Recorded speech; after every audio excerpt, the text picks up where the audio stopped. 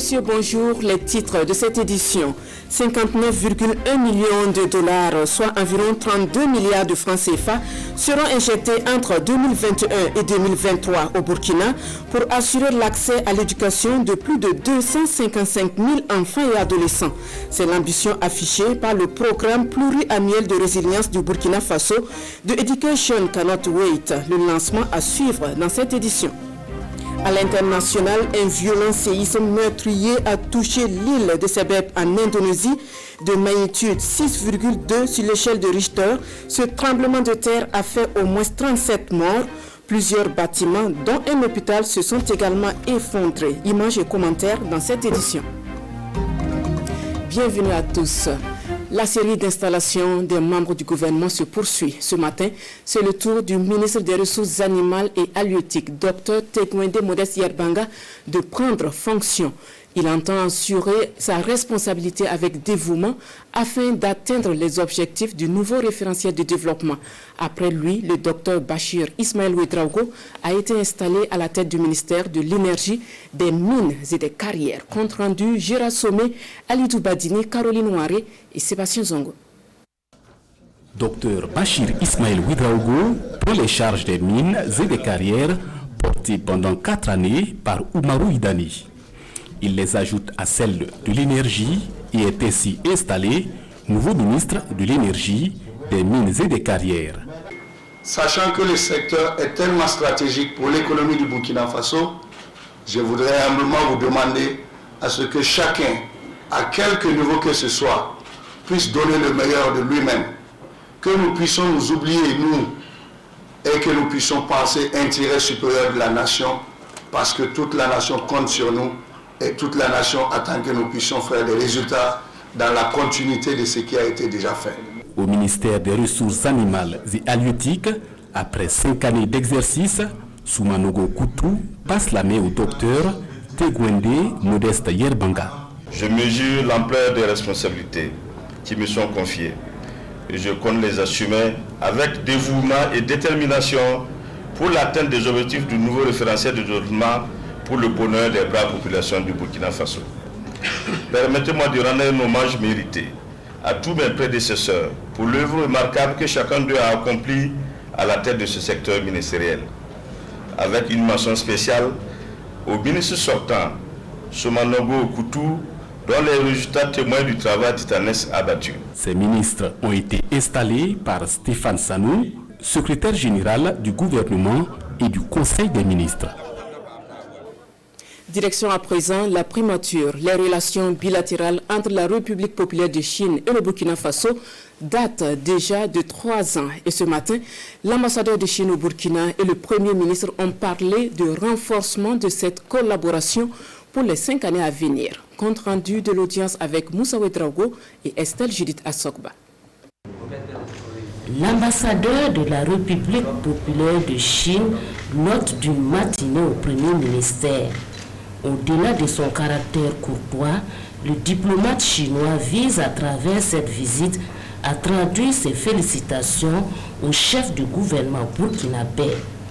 Il est porte-voix du Premier ministre chinois. Les deux personnalités ont passé en revue les projets de coopération entre la Chine et le Burkina Faso. Et puis on a aussi discuté la possibilité d'identifier de nouveaux domaines de coopération dans les 5 ans à venir. Je pense que ce matin, on a bien discuté la possibilité encore une fois d'approfondir notre relation bilatérale, fraternelle, solidaire entre la Chine et le Burkina Faso d'une façon systématique. Les deux hommes se sont aussi apaisantis sur la recrudescence de la maladie à coronavirus au niveau mondial, en particulier au Burkina Faso. Dans la lutte contre le Covid-19, ces derniers temps, on a bien réussi à vraiment contenir la contamination générale du virus ici au Burkina pour la première phase, et puis même avec un rebondissement très déferlant au niveau mondial. Le gouvernement chinois a déjà promis de peut-être de donner encore une fois de nouveaux matériels pour le gouvernement burkinabé dans les prochains jours. D'autres grands projets étaient également inscrits à l'ordre du jour, comme l'éducation et les infrastructures. Le diplomate chinois fonde beaucoup l'espoir que les 5 prochaines années, les deux pays pourront ensemble explorer plusieurs autres perspectives au grand bonheur des populations sino-burkinabè. Plus de 255 000 enfants et adolescents du Burkina vont bénéficier d'une éducation de qualité entre 2021 et 2023. Et pour y arriver, le programme pluriannuel de résilience du Burkina, de Education Cannot Wait, s'engage à injecter 59,1 millions de dollars, soit environ 32 milliards de francs CFA. Pour le démarrage du programme, plus de 5 milliards de nos francs sont mobilisés. Bernard Kwambelem et Oumou Sissé. Assurer un accès à une éducation de qualité à tous les enfants en situation de vulnérabilité au Burkina Faso, c'est l'ambition du programme pluriannuel de résilience. Un programme qui ne veut laisser aucun enfant de côté malgré le contexte sécuritaire difficile et l'épidémie de la maladie à coronavirus. À travers ce programme, le fonds Education Cannot Wait vient ainsi en appui à la stratégie nationale d'éducation en situation d'urgence pour la période 2019-2024. It is my wish from my heart that this... Je souhaite que ce programme s'inscrive dans la continuité des efforts engagés par le gouvernement en apportant de l'espoir aux générations actuelles et futures des enfants du Burkina Faso ainsi qu'à leurs familles. Le programme a été mis en place pour donner une certaine vision, pour pouvoir faciliter l'éducation dans les zones reculées, mais également permettre au ministère d'avoir une vision sur le long terme pour pouvoir aider, assister ces enfants et ces adolescents. To give them the tools and the support. Et ce sont au total 255 000 enfants et adolescents burkinabè touchés par la violence, l'insécurité, les déplacements forcés et l'insécurité alimentaire qui seront pris en compte par ce programme. Et les attentes sont nombreuses. Le premier effet, c'est l'accès. C'est de faire en sorte que les enfants de 3 à 17 ans de la zone d'intervention donc, du projet bénéficient d'un format d'éducation adapté au contexte, dans des conditions d'accueil sanitaire et sécuritaire normé. Le deuxième effet attendu, c'est l'effet sur la qualité. Et enfin, l'effet attendu numéro 3 est la gouvernance. Le programme pluriannuel de résilience du Burkina Faso se tient dans les régions de la boucle du Moun, du centre-Est, du centre-Nord, de l'Est, du Nord et du Sahel. Et pour ces 3 années de durée, plus de 59 millions de dollars américains seront mobilisés.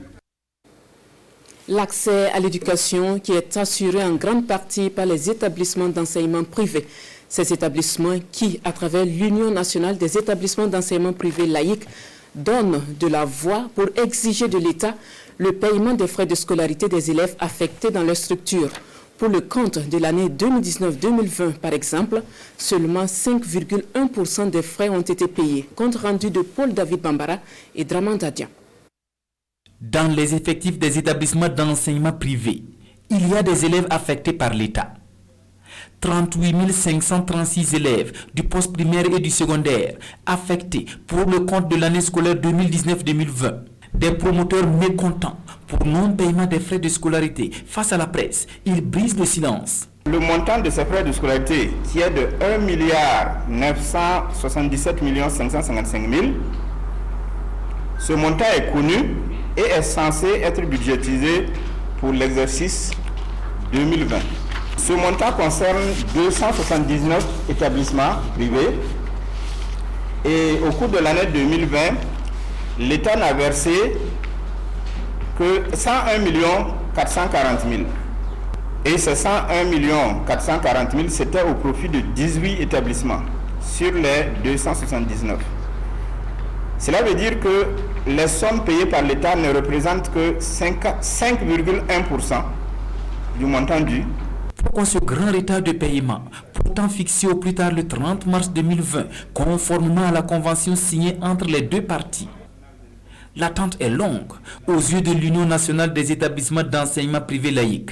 L'UNEPEL suit pratiquement au jour le jour l'état d'avancement du dossier au sein du MENA-PLN. Nous avons eu plusieurs rencontres. La raison principale invoquée par l'État, c'est l'insuffisance budgétaire. Ils espèrent que l'État va honorer ses engagements dans de meilleurs délais pour leur permettre de résoudre le problème de trésorerie que connaissent ces établissements privés. Parmi les innovations et les modifications fiscales de la loi de finances gestion 2021, il y a la taxe sur les activités financières. Pour permettre au monde des affaires de prendre connaissance de ces innovations, une rencontre est organisée ce matin à Ouagadougou par la Maison de l'entreprise en collaboration avec la Direction générale des impôts. Rencontre suivie pour vous par Roger Kam et Mouni Soubega. Ils sont tous issus du monde des affaires. Ils sont conviés pour prendre connaissance des innovations et modifications contenues dans la loi des finances gestion 2021. C'est une initiative de la Maison de l'entreprise du Burkina Faso. Objectif, permettre aux contribuables de connaître la loi des finances gestion 2021 et de contribuer au développement social et économique du pays. Pour tout secteur privé, la loi des finances est un élément important parce qu'elle contient des éléments qui vont guider leurs activités en termes de paiement ou de déclaration d'impôts pendant toute l'année.